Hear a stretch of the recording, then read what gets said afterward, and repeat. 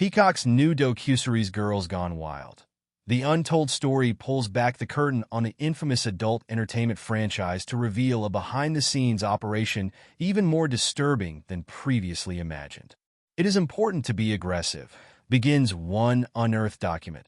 An excerpt of guidelines given to camera operators who were sent to popular spring break destinations to manipulate young women into disrobing and engaging in sexual activity. The cuter girls/hotter chicks are naturally less inclined to flash for the camera. Do not give up and move on to someone else, girls. Be persistent, and more times than not it will pay off. Directed by Jamila Wignot, the untold story chronicles the rise of the lascivious media mogul Joe Francis in the late 1990s, his founding of the exploitative adult entertainment franchise Girls Gone Wild, and his career's protracted death by 1,000 lawsuits in the late 2000s.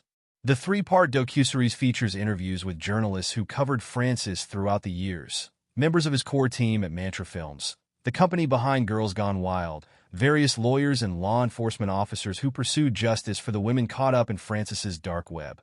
And at the very center, segments of a 9-hour taped interview with Francis himself. It is his sit-down interview with a journalist, Scotchy Cole, in a decade. The journalist Amy Wallace, who coordinated coverage on Francis at Los Angeles Magazine and the Los Angeles Times throughout the aughts, reflected that he wasn't selling perfect beauty. With Girls Gone Wild, what he was selling was the average American nice girl who really wants to be naughty. The realness was the draw.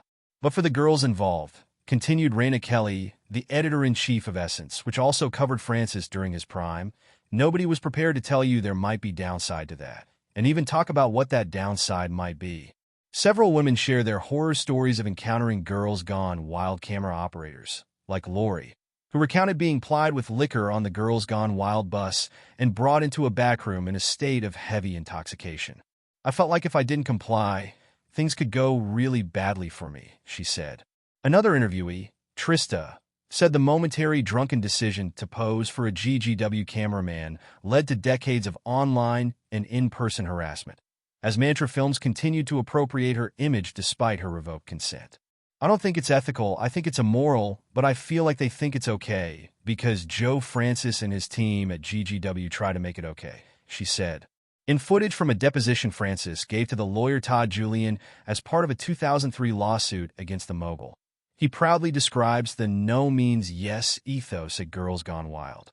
"Interplay is important because it establishes conversation and it's fun," he says, "and girls love to tease.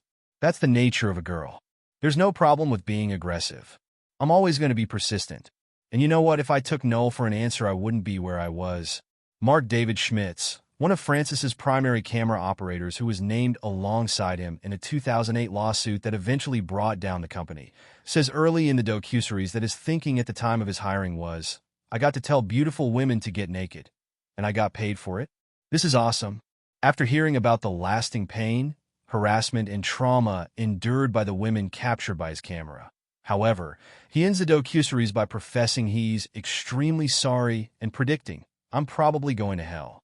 No such remorse from Francis, however, who expressed pride that Girls Gone Wild loosened everything up and created a much more fun generation.